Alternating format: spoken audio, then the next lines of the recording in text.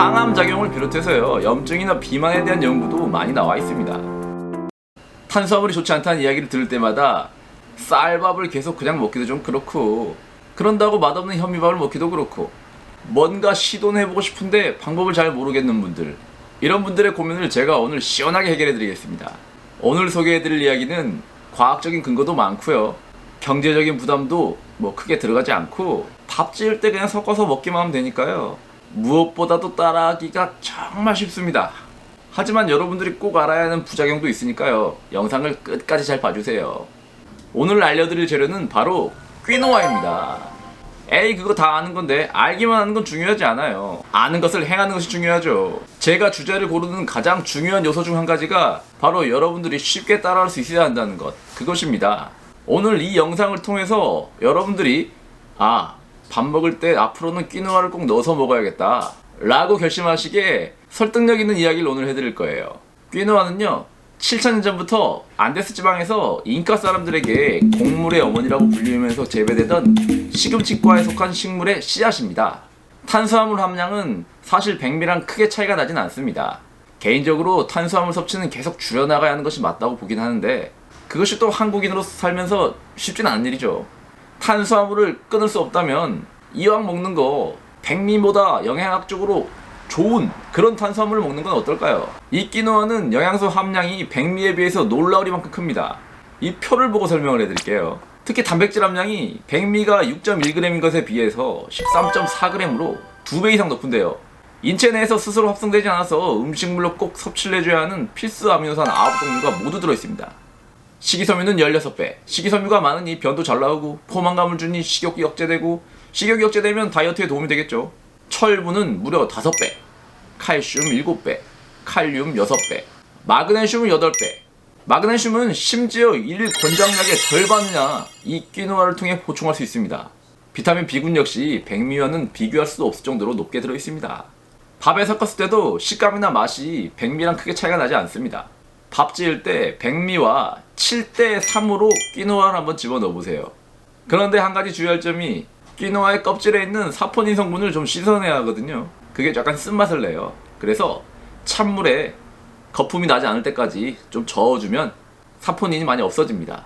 그런 다음 밥에 넣어서 지으시면 돼요. 이게 어렵나요?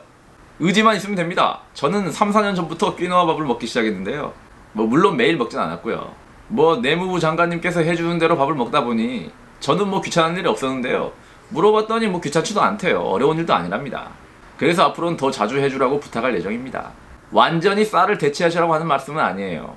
왜냐면 단백질 함량이 일반 백미에 비해서 높기 때문에 위기능이 좀 약하신 분들, 특히 제가 자주 언급드리는 저산증을 갖고 계신 분들 있죠. 이런 분들은 한꺼번에 너무 많이 먹게 되면 소화가 잘 안 될 수가 있습니다. 그런데 이런 분들은 평소에 단백질 섭취가 적기 때문에 오히려 퀴노아 밥을 더 자주 드셔야 됩니다. 7대3의 비율이 소화가 잘 안 되신다면 9대1부터 해보시고요, 점차 올려나가시는 것도 괜찮은 방법입니다. 그리고 이런 영양학적 측면뿐만 아니라 퀴노아는 각종 성인병에도 도움이 됩니다. 퀴노아는 당지수가 53입니다. 엄청나게 낮은 수준은 아니지만 우리는 이 퀴노아를 백미 먹을 때 섞어 먹는 거잖아요. 백미보다만 낮으면 됩니다. 실험을 통해서도 이미 제2형 당뇨인 사람들이 백미보다 현미나 퀴노아 같은 전곡을 먹는 것이 혈당 관리에 도움이 되는 것도 이미 입증된 사실이고요. 쥐를 대상으로 한 실험에서는 여기 그래프를 보시면요, 퀴노아를 먹여서 키운 쥐는 중성지방과 콜레스테롤 모두 돼지고군에 비해 낮은 결과치를 보여주었습니다. 또한 사과와 양파에 많이 들어있다고 알려진 쿼세틴과 녹초에 함유된 캠퍼롤이 퀴노아에 들어있습니다. 이 성분들은 우리 몸속에서 활성산소를 없애는 항산화 작용을 합니다. 그래서 항산화 수치를 나타내는 오락지수를 보면요, 백미랑 비교를 해보세요. 차이가 좀 많이 나죠. 이것만 봐도 밥 지을 때 빨리 퀴노아 넣어야겠다는 생각 드시지 않나요? 그리고 쿼세틴은 항암 작용을 비롯해서요, 염증이나 비만에 대한 연구도 많이 나와 있습니다.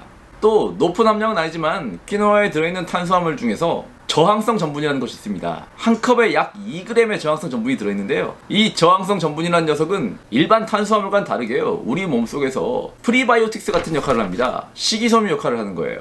그래서 우리 몸속에서 페칼리박테리움 프라우치니츠 같은 유익한 균의 증식을 돕습니다. 이 페칼리박테리움 프라우치니츠 같은 균주의 경우는 그 수가 부족하면요, 당뇨나 비만, 염증성 장질환 또는 아토피 같은 질병을 유발하는 것으로 알려진 아주 중요한 균주입니다. 이 부분은 나중에 프리바이오틱스 이야기를 할 때 다시 한번 다뤄드리겠습니다.